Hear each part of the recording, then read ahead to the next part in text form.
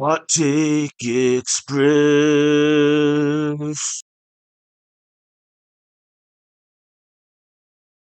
Welcome to Hot Take Express with Ken Chamberlain. I am your host, Ken Chamberlain, and there is a great company, Obvious Literary Conceit Industries, and they have been able to invent a machine that allows me to accept call-in guests, even though I don't have internet. Anyway, so let's see. Let me do activate the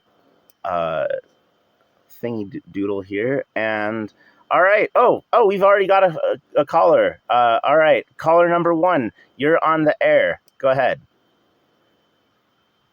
Why, hello to all my silly gooses out there.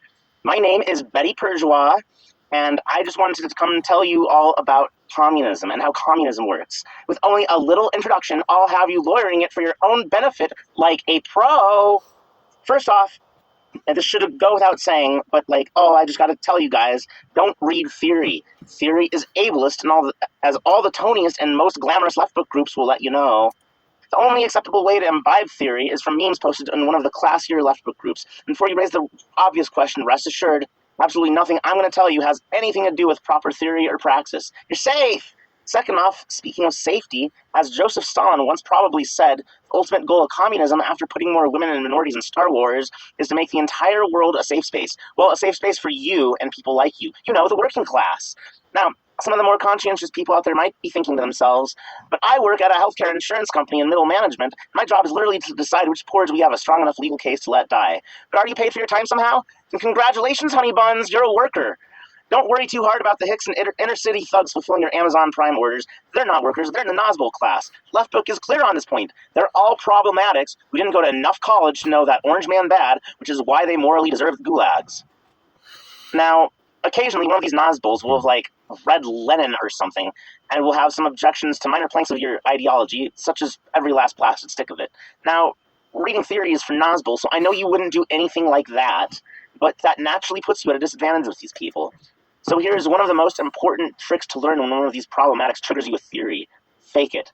Most of the lurkers reading the argument won't have read Lenin either, so you're totally free to make up whatever bullshit makes you right in that moment, and attribute it to Lenin or Che or Sankara if you need to win an argument with the help. The only people able to call you out on it will be Nosbols. Good thing you already poisoned that well, huh? Remember that Star Trek episode where Real Kirk and Mirror Kirk were punching each other, and Spock didn't know who to phaser? Why, it'll be just like that for you. I cannot stress enough just how important it is to fake reading theory. Not only do you need to fake it, you need to accuse the problematics through laugh reacts of not reading it. Adhering to this big lie concept is one of the key points our most advanced theorist has identified to taking state power from the untermensch Nosbol class. And speaking of laugh reacts, you have to laugh react everything that disagrees with communism. And remember, guys, the definition of communism is however you're vibing in that moment. How are the dumb Nosbols going to know they're wrong if you don't condescend to inform them? But again, you don't actually know theory, so you have to signal your class power some other way than intellectual prowess. Fortunately, we have laugh reacts. If you can get enough people to just laugh react whatever the dumb Nosbols say, that means you won the debate.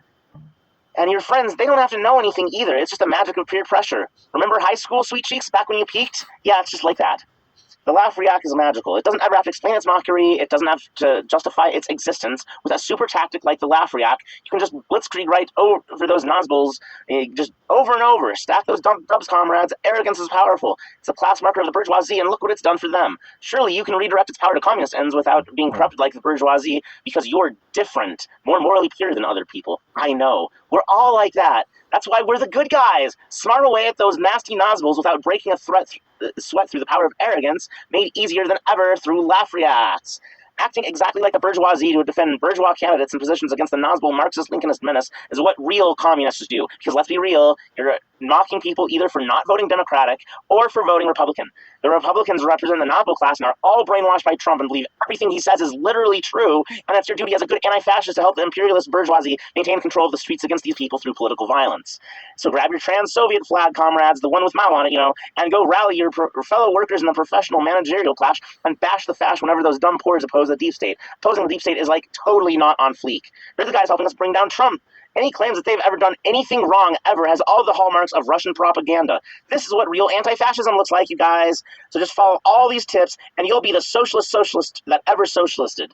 Anyway, I hope you guys have a good one. And even you, Kent, thank you for letting me call in, even though I know your show is full of evil Nazguls. Maybe I've reached some of them for, like, liberal ideology. I can only hope.